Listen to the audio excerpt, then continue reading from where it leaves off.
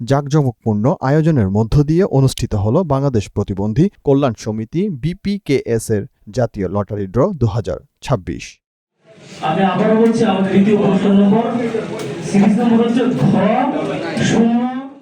রোববার জাতীয় প্রেস ক্লাবের জহিরুল ইসলাম হলে অনুষ্ঠিত হয় এই লটারি ড্র।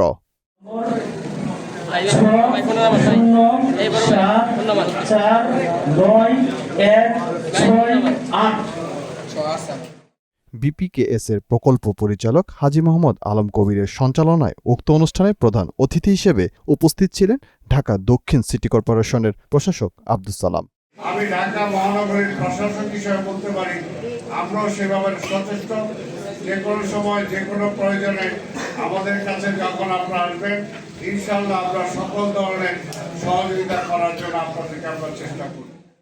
প্রধান অতিথির বক্তব্যের পর ঘোষণা করা হয় প্রথম, দ্বিতীয়, তৃতীয় বিজয়ীদের লটারি নাম্বার।